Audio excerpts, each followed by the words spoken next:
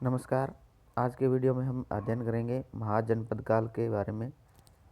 महाजनपद 16 महाजनपद थे।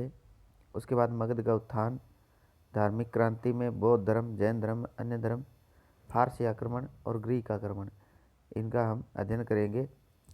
तो शुरू करते हैं। महाजनपद 16 थे। यह दूसरी नगरीय क्रांति थी। इसका प्रमुख कारण लोहे की खोज थी। 16 महाजनपदों का उल्लेख अंगुत्तर निकाय, खुद्दक निकाय, बौद्ध साहित्य एवं भगवती सूत्र और जैन साहित्य में मिलता है। महाजनपद 16 कौन कौन से थे? कंबोज महाजनपद, जिसकी राजधानी हाटक थी। गांधार, तक्षशिला, कुरु, इंद्रप्रस्थ या हस्तिनापुर, पांचाल, अहिच्छत्रपुर या कांपिल्य, कौशल, श्रावस्ती या साकेत, जिसको अयोध्या भी कहते हैं। इसको समझते हैं चित्र के अनुसार। जो कंबोज और गंधार है, ये भारत से बाहर है। इसके बाद कुरुक्षेत्र, मत्स्य, सूरसेन, वत्स जनपद, अवंती, चेदी, कौशल, पांचाल, मल्लसंग, वज्जीसंग, मगध, अंग और अश्मक, ये सारे महाजनपद थे। मल्लसंग की राजधानी कुशीनगर, कुशीनारा कहते हैं। वज्जीसंग की राजधानी विदेह, वैशाली या मिथिला। अंग, चंपा, मगध, गिरिवज्र या राजगृह या पाटलिपुत्र कहते हैं। काशी, वाराणसी, वरुणा, अस्सी नदी है। सूरसेन, मथुरा, मत्स्य, विराटनगर, वत्स, कौशाम्बी, चेदी, सुक्तमती या सुक्तिमती, अवंती, उज्जैनी या महासमिति समति, अश्मक, पोटली या पाटन, ये महाजनपद थे 16 और उनकी राजधानियाँ। उसके बाद है मगध का उत्थान। मगध का सामरिक महत्व या भौगोलिक कारण, नदियों का बहाव क्षेत्र, नदियों का प्रयोग सिंचाई एवं नौकायन में किया जाता था। खनिज, उपजाऊ मैदान, मगध के आसपास के जंगलों में हाथी पाए जाते थे और महत्वाकांक्षी शासक, ये मगध के उत्थान के कारण थे। उसके बाद आता है हर्यक वंश, जो 545 से 412 ईसा पूर्व में हुए। हर्यक वंश का संस्थापक था बिंबिसार। श्रेणिक नाम से प्रसिद्ध क्षेत्रोजस प्रथम साम्राज्यवादी शासक था। इसने कौशल नरेश प्रसेनजित की बहन कौशला देवी से विवाह किया और इसने लिच्छवी राजकुमारी चेलन्ना से विवाह किया। इसने मद्र देश की राजकुमारी क्षेमा या खेमा से विवाह किया था। इसने अंग प्रदेश को जीत लिया एवं अपने पुत्र अजातशत्रु को वहाँ का गवर्नर नियुक्त किया। प्रसेनजित ने इसे काशी दहेज में दिया था। इसने अपने चिकित्सक जीवक को अवंती के शासक प्रद्योत की चिकित्सा हेतु भेजा। जीवक की शिक्षा तक्षशिला में हुई। इसके पुत्र अजातशत्रु ने इसकी हत्या कर दी। उसके बाद आता है अजातशत्रु। अजातशत्रु यह कुणिक नाम से प्रसिद्ध था। इसने काशी पर अधिकार कर लिया। इसके मंत्री वशकार ने वज्जीसंग में फूट डाल दी। अजातशत्रु ने वज्जीसंग को जीत लिया एवं इस युद्ध में उसने रथमुसल एवं महाशिलाकंटक का प्रयोग किया। अजातशत्रु ने प्रथम बौद्ध संगीति का आयोजन करवाया था और इसके पुत्र उदयन या उदयन ने इसकी हत्या कर दी। उसके बाद आता है उदयन या उदयन। इसने सोन एवं गंगा नदी के किनारे पाटलिपुत्र नामक शहर बसाया था। उसके बाद आता है नागदशक या नागदर्शक, ये अंतिम शासक था। फिर आता है प्रथम भार्गव परशुराम। शिशुनाग वंश 412 से 344 ईसा पूर्व। शिशुनाग इसका संस्थापक था। इसने अवंती को जीत लिया था और इसने वैशाली को अपनी राजधानी बनाया था। इसका जो दूसरा शासक है वो है कालाशोक। इसने दूसरी बौद्ध संगीति का आयोजन करवाया और इसने पाटलिपुत्र को पुनः अपनी राजधानी बनाया। इसके बाद आता है नंद वंश 344 से 322 ईसा पूर्व। इसका संस्थापक था महापदम नंद। दूसरा भार्गव नाम से प्रसिद्ध, यह जैन धर्म का अनुयायी था। खारवेल के हाथी गुफा अभिलेख के अनुसार कलिंग पर आक्रमण किया एवं वहाँ नहरों का निर्माण करवाया एवं वहाँ से जिनसेन की मूर्ति लेकर आया। अष्टाध्यायी का लेखक पाणिनि इसके समकालीन था। इसकी संस्कृत व्याकरण की प्रथम पुस्तक है, जो कि उसके बाद आता है घनानंद। इसने चाणक्य का अपमान किया और चाणक्य दान विभाग का प्रमुख था। घनानंद ने जनता पर अत्यधिक कर लागू किए। चाणक्य ने चंद्रगुप्त मौर्य की सहायता से घनानंद की हत्या कर दी। इसके बाद धार्मिक क्रांति है। बौद्ध धर्म संस्थापक गौतम बुद्ध थे। बचपन का नाम जिनका सिद्धार्थ था। जन्म स्थान उनका लुम्बिनी नेपाल में है और उनका जन्म 563 ईसा पूर्व में हुआ। माता का नाम महामाया था। मौसी या सौतेली माँ प्रजापति गौतमी। इन्होंने बुद्ध का पालन पोषण किया था। उनका कुल था शाक्य, इसलिए बुद्ध शाक्य मुनि कहलाए। गोत्र गौतम, गौतम बुद्ध। पिता सुधोधन, पत्नी यशोधरा और पुत्र राहुल। कौंडिन्य नामक ब्राह्मण ने भविष्यवाणी की थी कि सिद्धार्थ महान सम्राट या महान साधु बनेगा। 4 घटनाओं ने बुद्ध के जीवन को प्रभावित किया: बुजुर्ग व्यक्ति, बीमार व्यक्ति, मृत व्यक्ति और साधु। 29 वर्ष की अवस्था में बुद्ध ने गृह त्याग किया था। गुरु कौन थे? आलार कलाम मुख्य सांख्य दर्शन के आचार्य थे। बुद्ध ने इनसे योग की शिक्षा ग्रहण की थी। द्वितीय गुरु रामपुत। बुद्ध उरुवेला चले गए थे। बुद्ध ने कौंडिन्य एवं अन्य साथियों के साथ कठिन तपस्या की। सुजाता नामक लड़की ने बुद्ध को खीर खिलाई। बुद्ध ने मध्यम मार्ग का प्रतिपादन किया। बुद्ध ने कहा, वीणा के तारों को इतना भी मत खींचो कि टूट जाए और इतना भी ढीला मत छोड़ो कि संगीत उत्पन्न न हो। 35 वर्ष की अवस्था में बोध गया में निरंजना नदी के तट पर पीपल के वृक्ष के नीचे बुद्ध को ज्ञान की प्राप्ति हुई। बुद्ध शाक्य मुनि व गौतम के रूप में प्रसिद्ध हुए।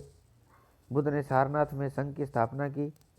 सारनाथ में अपना प्रथम उपदेश कौंडिन्य एवं उनके साथियों को दिया। बुद्ध ने सर्वाधिक उपदेश श्रावस्ती में दिए एवं सर्वाधिक वर्षा काल श्रावस्ती में व्यतीत किया। अवंती के शासक प्रद्योत ने बुद्ध को आमंत्रित किया था, लेकिन बुद्ध ने अवंती की यात्रा नहीं की। बुद्ध का प्रधान शिष्य उपाली था और बुद्ध का प्रिय शिष्य आनंद था। आनंद के कहने पर बुद्ध ने महिलाओं को संघ में प्रवेश दिया। बुद्ध की मृत्यु के पश्चात आनंद को निर्वाण की प्राप्ति हुई थी। वह शाली की प्रसिद्ध नगरवधु आम्रपाली बुद्ध की शिष्या बन गई थी। 80 वर्ष की अवस्था में कुशीनगर में भगवान बुद्ध की मृत्यु हो गई। भगवान बुद्ध के प्रतीक है हाथी या सफ़ेद हाथी। भगवान बुद्ध के गर्भस्थ होने का प्रतीक सांड, कमल जन्म का प्रतीक है। घोड़ा गृह त्याग का प्रतीक, बोधि वृक्ष या पीपल ज्ञान का प्रतीक, पद्म चिन्ह निर्वाण का प्रतीक, स्तूप मृत्यु का प्रतीक और महाभिनिष्क्रमण। 29 वर्ष की अवस्था में भगवान बुद्ध ने गृह त्याग किया था। संबोधि 35 वर्ष की अवस्था में गौतम बुद्ध को बोध गया में निरंजना नदी के तट पर पीपल के वृक्ष के नीचे ज्ञान की प्राप्ति हुई। धर्मचक्र परिवर्तन। ज्ञान प्राप्ति के पश्चात भगवान बुद्ध ने सारनाथ में कौंडिन्य एवं उसके साथियों को प्रथम उपदेश दिया, जिसे धर्मचक्र परिवर्तन कहा जाता है। महापरिनिर्वाण। 80 वर्ष की अवस्था में कुशीनगर में भगवान बुद्ध की मृत्यु हुई। भगवान बुद्ध की 4 शिक्षाएं हैं। 4 आर्य सत्य है।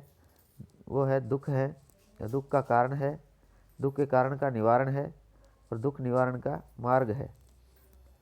उसके बाद दूसरा है प्रतीत्य समुत्पाद। भगवान बुद्ध ने दूसरे आर्य सत्य के तहत इसका प्रतिपादन किया।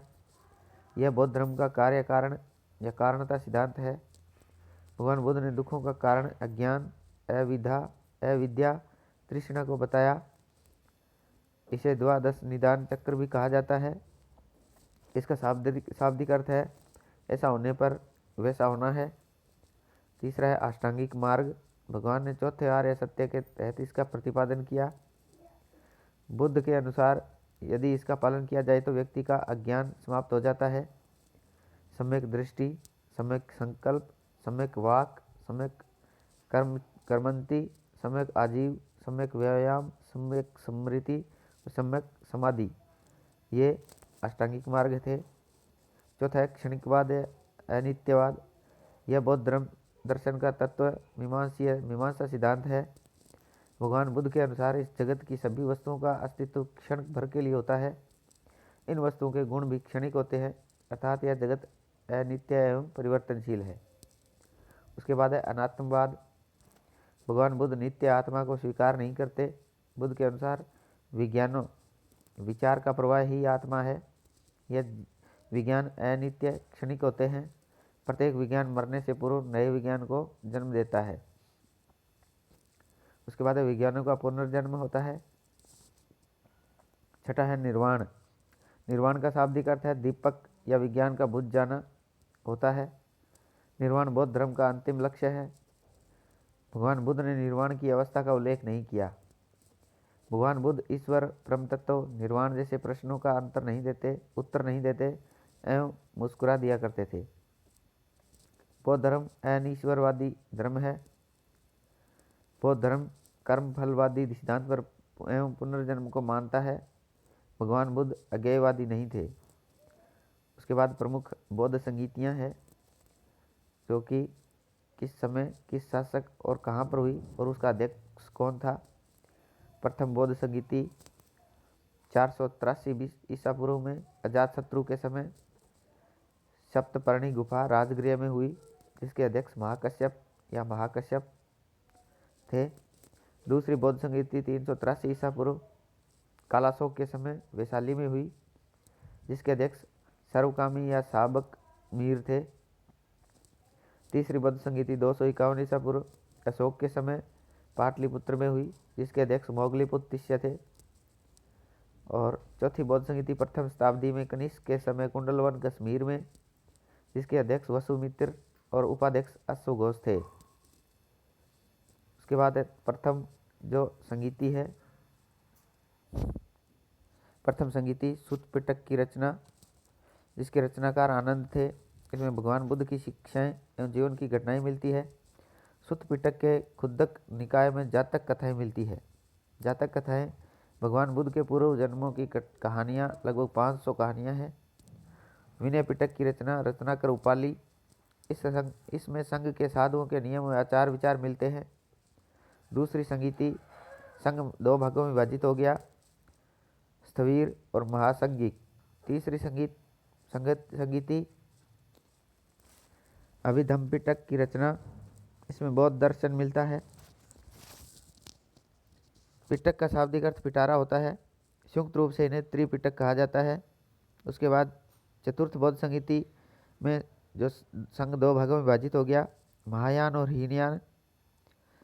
हीनयान रूढ़िवादी, बुद्ध को महापुरुष मानते और देवी देवताओं को नहीं मानते, मूर्ति पूजा नहीं करते।